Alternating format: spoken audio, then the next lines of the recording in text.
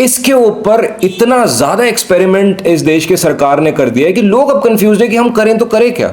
हमारी सैलरियां अमेरिका और ब्राजील की तरह ऊपर नहीं है, हम इतना ज्यादा पर कैपिटा इनकम नहीं है, उसके बावजूद भी हमारे इंटरेस्ट रेट और टैक्सेस इतने ज्यादा है और हम लोग बुरी तरीके से इस वक्त तनफनाए हुए हैं कि हमारे ऊपर ये एक्सपेरिमेंट क्यों हो रहा है। Ethanol as a chemical component, OH water को अट्रैक्ट करता है, वाटर के साथ फ्रेंडली होता है, मॉइस्चर के साथ फ्रेंडली होता है। और जो हमारे अंडरग्राउंड टैंक्स के जो ओपनिंग आउटलेट्स हैं ऊपर, उसके अंदर प्रॉपर कोई कवरिंग नहीं है। अगर बारिशों का टाइम जिस तरीके से आज हमारा चल रहा है, उसमें थोड़ा सा ही मॉइस्चर चला गया और वो रिश्ता रहा पानी के अंदर, तो वो नीचे पानी की परत बना देता है जो 2 से 3 दिन के अंदर करोजन क्रिएट कर देता है। एलडी को लेकर के जो बवाल छिड़ा हुआ है, इसको आप कैसे देखते हैं? मेरा नाम ईशान भारद्वाज है और मैं पहले बताना चाहूँगा कि मैं एक ऑटोमोटिव जर्नलिस्ट हूँ पिछले 13 साल से, और मैं एक मैकेनिकल इंजीनियर भी हूँ। सो ये टॉपिक मेरे लिए बहुत ही महत्वपूर्ण है और मैं इसके अंदर पूरी तरीके से जैसे जैसे सवाल आते जा रहे हैं, मैं टीम भारत के लिए टेक्निकली हर चीज़ को डाइसेक्ट कर रहा हूँ। पूरी पब्लिक जो भी हमारे को देख रहे हैं, जो भी हमारे लोग हैं जो हमसे जुड़े हुए हैं, E20 गलत नहीं है, बट उसका इम्प्लीमेंटेशन बहुत गलत तरीके से हुआ है। हमारी जो सरकार है वो बोल रही है कि हमने ब्राज़ील, अमेरिका का उदाहरण दे दे के कि वहाँ पर भी तो चल रहा है, बट वहाँ पे भी पिछले 40 से 50 साल के अंदर आया है और हर तरीके का पेट्रोल, हर तरीके की गाड़ी के लिए वहाँ पर मिल रहा है। बट हमारे देश के अंदर ही E20 पूरी तरीके से कंपलसरी हो गया, जबकि 95% गाड़ियाँ आज भी E20 ईंधन के लिए नहीं बनी है।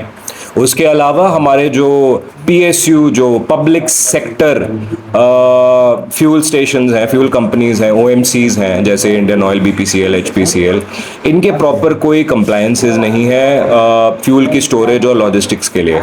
इनके ब्लेंडिंग के रेगुलेशन से लेकर इनकी स्टोरेज और उसकी सप्लाई चेन पूरी की पूरी अभी E20 के लिए रेडी नहीं है, जिसकी वजह से बहुत सारे लोगों को खराब ईंधन मिलने के लिए ये कंप्लेंटें आ रही हैं उनकी गाड़ी के अंदर, और उनके फ्यूल पंप, फ्यूल फिल्टर और ये सब चीज़ों में इशू आ रहे हैं।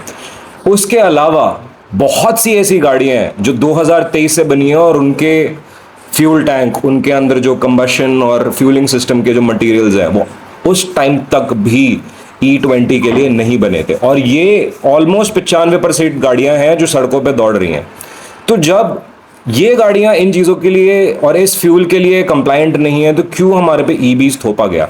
नीति आयोग और CM के ऊपर से की तरफ से भी एक रेगुलेशन आई थी कि आप अगर E20 पूरे के पूरे देश में लॉन्च कर रहे हो, रिलीज कर रहे हैं, तो उसमें आप E10 का ऑप्शन भी दीजिए, क्योंकि पिछले 15 साल में E10 की और E5 की गाड़ियां उनके कंप्लायंट मटेरियल के साथ लॉन्च हुई थी।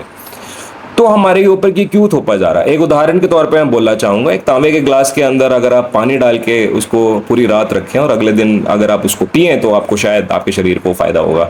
और ये मैं इसलिए कंपैरिजन कर रहा हूँ कि इंसान का शरीर भी अलग अलग कंपोनेंट से बना हुआ है। जैसे एक गाड़ी, एक मशीनरी है, उसके अंदर अलग अलग कंपोनेंट्स होते हैं।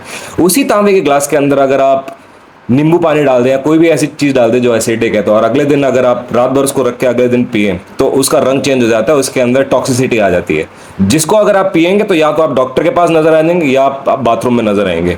तो वैसे ही गाड़ियों का है, जब उसके गाड़ी के अंदर मटीरियल ही उस ईंधन को उपयोग करने के लिए कंप्लायंट नहीं बने, तो आप उसको कैसे प्रेशराइज कर सकते हो? दूसरी चीज, as an automotive journalist and as an engineer, मैं ये चीज बोलना चाहूंगा, हमने गवर्नमेंट को बहुत ज्यादा सर पे चढ़ा रखा है। वो एक पब्लिक सर्वेंट है, हमने उनको वोट दिया है हमारी एडमिनिस्ट्रेशन को इजी करने के लिए, ना कि हमारी दुविधाओं को बढ़ाने के लिए।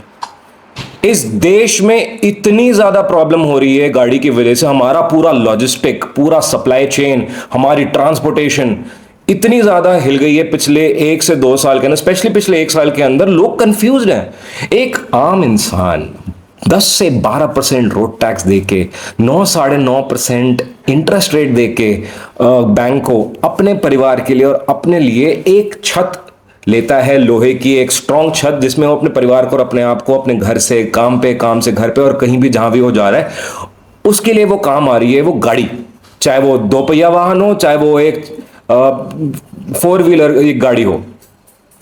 इसके ऊपर इतना ज्यादा एक्सपेरिमेंट इस देश की सरकार ने कर दिया है कि लोग अब कंफ्यूज है कि हम करें तो करें क्या। हमारी सैलरियां अमेरिका और ब्राजील की तरह ऊपर नहीं है, हम इतना ज्यादा पर कैपिटा इनकम नहीं है, उसके बावजूद भी हमारे इंटरेस्ट रेट और टैक्सेस इतने ज्यादा है और हम लोग बुरी तरीके से इस वक्त तनफनाए हुए हैं कि हमारे ऊपर ये एक्सपेरिमेंट क्यों हो रहा है। अगर आप कोई भी एक पढ़ा लिखा इकोनॉमिस्ट है, अगर उसकी जांच की जाए तो हमारी जो एक्चुअल रियल ड्राइविंग एक्सपीरियंस के हिसाब से जो फ्यूल एफिशिएंसी का ड्रॉप आ रहा है वो 20 से 25% है।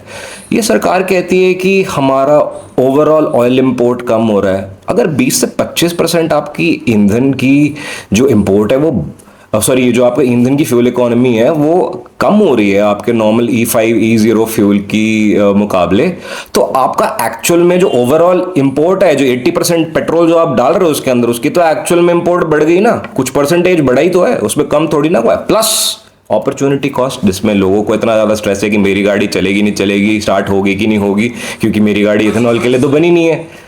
प्लस उसका जो सर्विस कॉस्ट है उसकी कौन भरपाई करेगा, उसकी रिस्पॉन्सिबिलिटी किसकी है? क्योंकि इस इंसान ने तो एक पब्लिक सेक्टर OMC जो ऑयल कंपनी है उससे उसने ईंधन बढ़वाया, तो उसके ऊपर जब कोई रेगुलेशन ही नहीं है तो उसकी तो सेफ्टी नेट हट गई ना। लेकिन वो लोग ये कह रहे हैं कि E20 की वजह से गाड़ियां खराब नहीं हो रही है, जो मिलावटी पेट्रोल है उसकी वजह से गाड़ियां खराब हो रही है।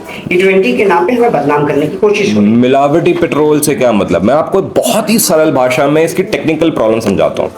हमारी जो ईंधन की सप्लाई चेन है, उसका डिपो, उसका जो टैंकर आ रहा है और उसका जो अंडरग्राउंड फ्यूल टैंक है, वो आज भी इथेनॉल को चलाने के लिए और इथेनॉल को स्टोर करने के लिए और इथेनॉल को ट्रांसपोर्ट करने के लिए नहीं बना। जितने भी फ्यूल टैंक्स हैं, जितने भी फ्यूल स्टेशन हैं, उनके अंडरग्राउंड टैंक्स माइल्ड स्टील के बने हैं। इंजीनियरिंग टर्म्स में माइल्ड स्टील एथेनॉल को स्टोर कर सकता है। Ethanol as a chemical component OH water को अट्रैक्ट करता है, वाटर के साथ फ्रेंडली होता है, मॉइस्चर के साथ फ्रेंडली होता है। और जो हमारे अंडरग्राउंड टैंक्स के जो ओपनिंग आउटलेट्स हैं ऊपर, उसके अंदर प्रॉपर कोई कवरिंग नहीं है। अगर बारिशों का टाइम जिस तरीके से आज हमारा चल रहा है, उसमें थोड़ा सा ही मॉइस्चर चला गया और वो रिश्ता रहा पानी के अंदर, तो वो नीचे पानी की परत बना देता है जो 2 से 3 दिन के अंदर करोजन क्रिएट कर देता है। और ये जो पानी की लेयर बन रही है वो इथेनॉल और पेट्रोल के साथ मिलकर आपकी गाड़ी के अंदर जा रही है। पेट्रोल पानी के साथ तो आप गाड़ी चलाओगे नहीं, और एथेनॉल जब इतना ज्यादा बढ़ रहा है पानी के साथ, वो आपका फ्यूल पंप, आपका फ्यूल फिल्टर, आपके इंजेक्टर्स, आपकी गाड़ी के फ्यूल लाइंस और रबर पार्ट्स, जैसे सीएम ने भी ये चीज के बारे में बताया, वो सब खराब हो रहे हैं। तो एक बहुत बड़ा कॉम्प्रोमाइज हो रहा है इस वक्त यहाँ पे। और कार मैन्युफैक्चरर इस चीज को लेके अपने हिसाब से गाड़ी बना सकते हैं, उसके अंदर कोई दोहराई नहीं है। कार मैन्युफैक्चरर्स के पास इस देश के सबसे टैलेंटेड लोग हैं। उनको अगर आप बोलो कि इंसान के पसीने को लेकर उसके साथ एथेनॉल मिला के आप अगर पेट्रोल बना रहे तो वो भी बना देंगे, वो उस चीज के लिए कारगर है। बट अगर आपको प्रॉपर क्वालिटी, प्रॉपर रेगुलेशन वाला एक ईंधन नहीं मिलेगा, जो एक इंसान, इस देश के नागरिक का, जो टैक्स पेयर नागरिक है, उसका एक फंडामेंटल राइट है, अगर आपको वही नहीं मिलेगा तो आप सवाल उठाएंगे ना। यही आज के टाइम पे धोखाधड़ी हो रही है यहाँ पे।